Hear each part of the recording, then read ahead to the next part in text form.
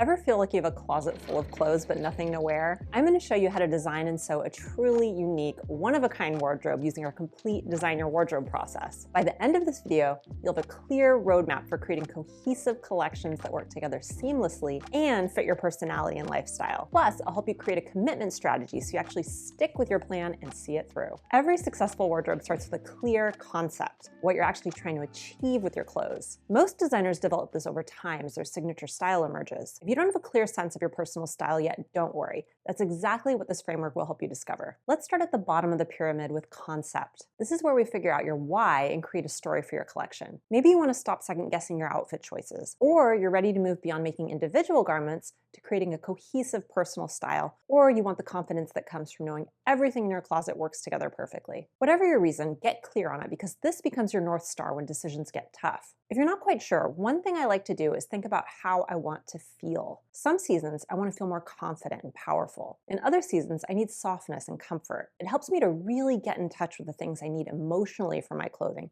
so I can steer in that direction. Next, gather about 50 pieces of inspiration. This could be Pinterest images, pattern flats, magazine clippings, even photos you take while walking around. Just don't edit yourself here. The key is to collect things that feel right for you right now, this season. Now comes the detective work. Look for themes in your inspiration. Are you drawn to romantic details, clean lines, bold colors, flowing fabrics, or structured tailoring? These patterns tell you something important about what you're craving in your wardrobe right now. For example, when I designed my winter projects, I looked over all my inspiration and noticed a lot of extremely tactile fabrics like velvet and faux fur, plenty of sparkle, and very deep, dark colors. This gave me a sense of my own mood for the season. I think this can actually be an exercise in understanding yourself better by building a picture of what you love at this moment. Give your collection a name that captures this story, something like effortless elegance, or creative comfort, or structured softness. I know this might feel silly, but naming your collection makes it feel intentional instead of random. For me, I find that it just helps me to pinpoint and remember the concept. Create a mood board with your strongest inspiration pieces. This is your visual reference that you'll return to throughout the entire season. You can make it physical with printed images and fabric swatches, or keep it digital. Whatever works for your brain. I've done both methods, and I often end up combining them in some way. But for me, nothing beats having a physical reminder of all my inspiration up on the wall of the sewing shed. The important thing is that it feels inspiring and clear for you, so spend some time playing with it until it feels right. Moving up the pyramid, we get to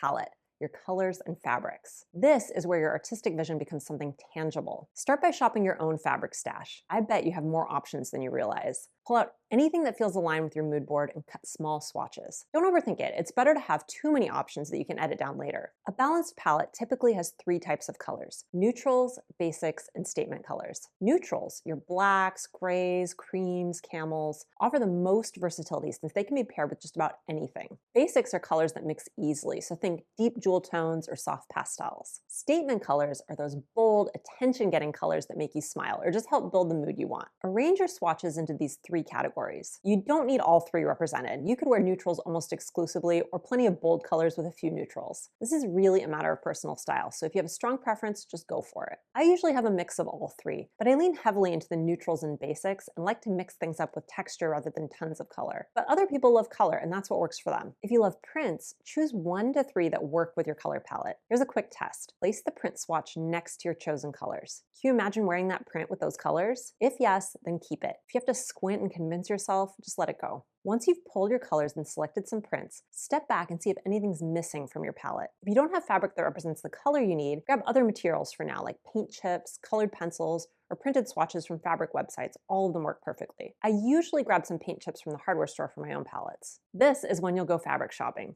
Let's start with swatches first. Most fabric stores will cut small samples for you, or you can order them online. Taking this step to see what's actually available in your chosen colors will keep your collection cohesive and save you from impulse purchases that don't work with your plan. Now we get to the fun part, designing actual outfits. This level is where your aesthetic vision meets your real life, and honestly, this is where a lot of people get stuck because they try to design for every possible scenario. Or maybe you're like I used to be and find yourself making or buying clothes for the life you wish you had or the life you used to have instead of the one you're actually living. When I moved from the city to the country, I had a really hard time letting go of all my pretty shoes and not sewing more and more fancy dresses. But eventually, I realized that I'd get a lot more joy from making things I'd actually wear day to day. So here's my method for thinking about this. First, choose 1 to 3 life contexts you're designing for this season. Maybe it's work, weekend casual, and date nights, or travel, loungewear, and special events. You can't design for everything in one season, so pick what's most important to you right now. For example, in the summer, I wanted to create clothing that would work for outdoor activities like picnics or dog walks, and I also wanted to create clothing for working from home on warm days. In the winter,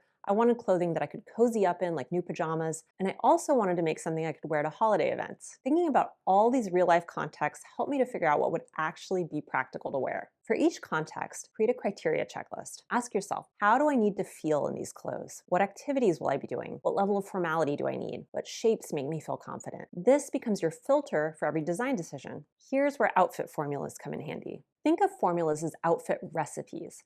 Tried and true combinations you can wear on repeat. Wide pants plus fitted top plus jacket, or dress plus cardigan plus boots. Having these formulas means not reinventing the wheel every time you get dressed. And every new piece you make plugs into complete looks. And here's something people often forget. Include pieces you already own. Maybe you have the perfect blazer that just needs a few new pieces to work with. Building on what you have saves time and creates more cohesive looks. You don't need to start from scratch if you already have clothes you love. Plan for 2 to 6 complete outfits, depending on how much variety you want. Remember, each outfit should feel aligned with your concept and use colors from your palette. It's all connected. If you want to dive deeper into this process, Design Your Wardrobe signups are actually open for spring. Join us in planning a handmade wardrobe you'll truly want to wear every day. The course includes detailed worksheets, planning templates, and step-by-step guidance. The really fun part is that we do this together, so you get the support of hundreds of other sewists who participate each season. I'll link it in the description below. Here we reach the top of the pyramid, your individual sewing projects. This is where we get specific about what you're actually going to make. For each garment you want to sew, create a project plan. Include a name for your project. This really makes it feel special. Attach your chosen fabric swatch, note the pattern you'll use, list any modifications you want to make,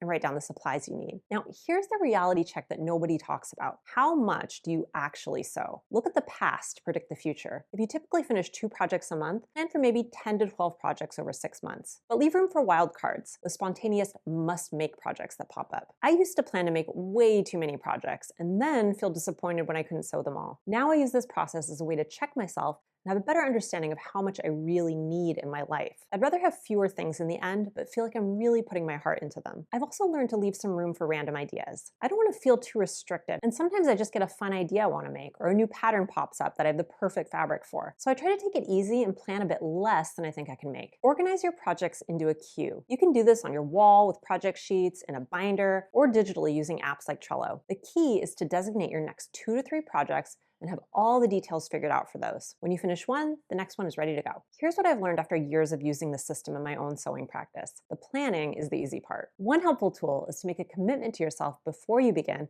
about how you'll accomplish this big goal. Here are some examples of commitments you might make, depending on what sorts of blocks you anticipate. I commit to sewing 2 projects from my plan each month.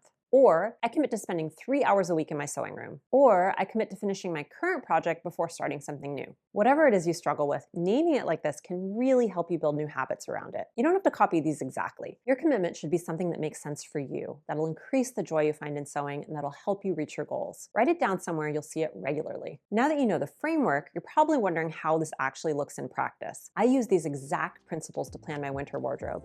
And when you see all the fabric choices and pattern modifications I'm making, you'll get tons of ideas for your own collection. Watch this video next.